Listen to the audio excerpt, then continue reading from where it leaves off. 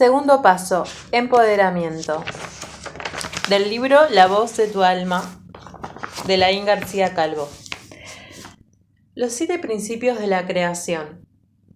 La ley de la atracción a la ley de la manifestación. En lo que respecta a los métodos, puede que haya 1.000.000 o más, pero de principios hay pocos. El hombre que comprende los principios acierta eligiendo sus propios métodos. El hombre que va probando métodos, ignorando los principios, tendrá problemas. Cuando alguien empieza un oficio, un trabajo o alguna actividad, recibe antes una formación específica para poder desempeñarlo con éxito. En función del dominio de estas normas y reglas y de la habilidad de ponerlas en práctica, la persona tiene más o menos éxito en la tarea en cuestión. Pero hay una tarea para la cual no recibimos instrucciones: la tarea de vivir. Empezamos este oficio que es la vida estando completamente desnudos y desamparados. Lo primero que recibimos al llegar a este mundo es un cachete en el culo de un médico que no tiene el más mínimo interés por nosotros, más que él comprobar si estamos vivos o no. Pasamos de un ambiente cálido en el cual no tenemos que hacer nada, el vientre de nuestra madre, a un ámbito frío y hostil en el que tienes que esforzarte para sobrevivir o resignarte a morir. Después de llorar un rato y de pelear contra esa nueva situación, ciego, sin entender nada, finalmente te rindes. Te duermes y aceptas la idea de que a partir de ahora las cosas van a ser difíciles y vives el resto de tu vida como si fuera una lucha, peleando por obtener lo que quieres y rindiéndote ante la idea de que las cosas suceden al azar y que simplemente tienes que agachar la cabeza y aceptarlo. Pero ha llegado el momento de conocer la verdad. El universo entero está gobernado por unas leyes, unos principios que interactúan y no descansan, trabajan día y noche. ¿Sabes qué es un principio? Es una ley invariable que no falla jamás. Son nuestro manual de instrucciones, nuestras reglas del juego. Todo está gobernado por unas leyes que actúan siempre y son muy precisas. Nada ocurre por casualidad, de hecho tampoco es casualidad que estés leyendo este libro ahora. Todo lo que tenemos en nuestra vida, tanto lo bueno como lo malo, ha llegado a nuestra vida por ley, por principio, no por suerte. Dijeron los discípulos a Jesús: «Dinos cómo va a ser nuestro fin», respondió Jesús. «¿Es que habéis descubierto ya el principio para que preguntéis por el fin? Sabed que donde está el principio, allí estará también el fin. Dichoso aquel que se encuentra en el principio, él conocerá el fin y no gustará la muerte». Evangelio gnóstico de Santo Tomás. En realidad, todos estos principios actúan como uno solo, pero los separaremos para su mayor comprensión y para la facilidad en su estudio. Estos son: mentalismo, correspondencia, vibración, polaridad, ritmo, causa-efecto y generación.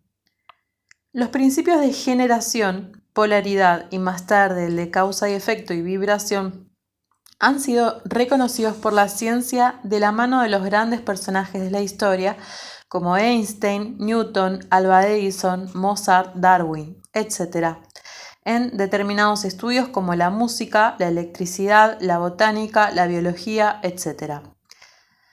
Siempre ha habido maestros más evolucionados en la humanidad que han sabido todo lo relacionado con los principios. Dijo Jesús: «Reconoce lo que tienes ante tu vista y se te manifestará lo que te está oculto, pues nada hay escondido que no llegue a ser manifiesto». El maestro Hermes Enoc Tot Cadmos. Hermes Trismegisto es el nombre griego de un personaje mítico que se asoció a un sincretismo del dios egipcio Duty, Tot en griego, y el dios heleno Hermes, o bien el Abraham bíblico. Hermes Trismegisto significa en griego Hermes el 3 veces grande, en Fenicia llamado Cadmus. llamado Enoc por los judíos. En la Biblia aparece varias veces, además de Abraham, como hijo de Caín, también padre de Matusalem. Hermes Trismegisto es mencionado primordialmente en la literatura ocultista como el sabio egipcio, paralelo al dios Tot egipcio, que creó la alquimia y desarrolló un sistema de creencias metafísicas que hoy es conocida como hermética. Para algunos pensadores medievales, Hermes Trismegisto fue un profeta pagano que anunció el advenimiento del cristianismo.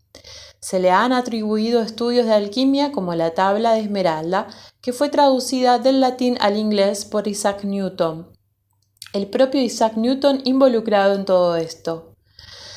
Cada país se lo quería apropiar porque aquel era un hombre grandioso que dejó enseñanzas para todos. Enoc era hijo de Caín, descendiente de Adán, primer hombre en la tierra. Después de la sexta generación de Adán, se formó la Universidad Heliópolis, donde se formaron el sacerdocio egipcio y también Moisés, entre otros. Pero lo más importante de todo es que allí se transmitían las enseñanzas de Hermes. Hermes fue el primer maestro de nuestra civilización y es muy importante reconocer el hecho de que en una época sin medios de comunicación ni la globalización que hay ahora, Hermes pudo transmitir sus conocimientos a todas las civilizaciones del mundo antiguo y que éstas se han ido transmitiendo de manera ocultista o simbólica de generación en generación hasta la actualidad. Debido a que todos querían apropiarse de Hermes como descendiente de su pueblo, comenzó una lucha de poder. El nombre de Hermes, Enoc, Tot y Cadmus fue poco a poco deteriorándose. La iglesia de ese entonces mandó quemar todos los escritos que contuvieran cualquier vestigio de Hermes, Enoc, Tot o Cadmus. Desde entonces se inició una persecución hasta que poco a poco estos nombres fueron difíciles de encontrar. Una vez apareció una copia del libro de Enoc en Etiopía y otra en Abisinia. La copia de Abisinia fue a parar a Rusia y la de Etiopía fue a parar a Inglaterra. Por supuesto, estos libros fueron guardados bajo llave en lugares ocultos, pues estaban prohibidos.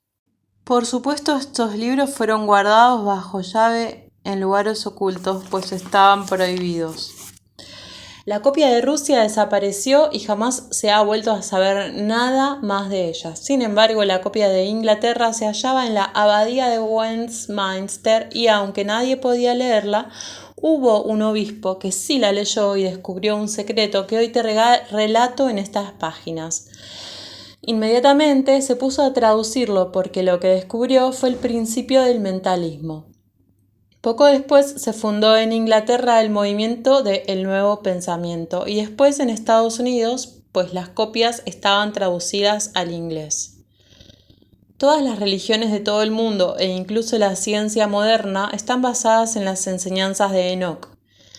Escribió en aquella época más de 40 escritos sobre cosmología, cosmografía, geometría. Así llamaban en aquellos tiempos a las matemáticas, cábala y tarot. Los griegos decían que Hermes, los judíos decían que era Enoc, los egipcios le llaman Tot y decían que por supuesto tenían sus propios orígenes en sus respectivas culturas. Todo eso formó tanta controversia que se perdió lo realmente importante, el mensaje. Desde entonces se ha ido transmitiendo por sectas ocultistas en un lenguaje simbólico para que solo los más adelantados pudieran entenderlo. Aquellos que lo entendieron dominaron el mundo, quizás algunos de ellos te resulten familiares. Shakespeare, Platón, Víctor Hugo, Newton, Beethoven, Lincoln, Thomas Alva Edison, Einstein, Buda, Jesucristo, etc. Todos ellos dominaban la materia y sus mentes y los resultados son más que conocidos por todos. Todos los textos de Enoc o Hermes fueron quemados, la iglesia mandó destruir todo y adulteró estos textos. Como resultado surgió el Nuevo Testamento que no deja vislumbrar el fondo de la verdad. El Maestro Jesús, conocido como Jesucristo, descendiente también de Enoc, pasó varios años oculto en el monasterio esenido de Qumran, donde fue educado en las enseñanzas de su antepasado Enoc, Hermes, Tot, etc. Algunos de los ejemplares de los cuales estudió Jesús lograron ser salvados y se ocultaron en las cuevas conocidas como los manuscritos del Mar Muerto. La organización Rockefeller se ubicó en la región para autentificar y traducir los pergaminos encontrados y los nuevos que van apareciendo entre ellos, los textos de Enoc y los textos originales de la Biblia.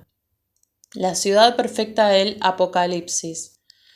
Hace poco leí en un libro un fascículo de la Biblia con un significado profundo.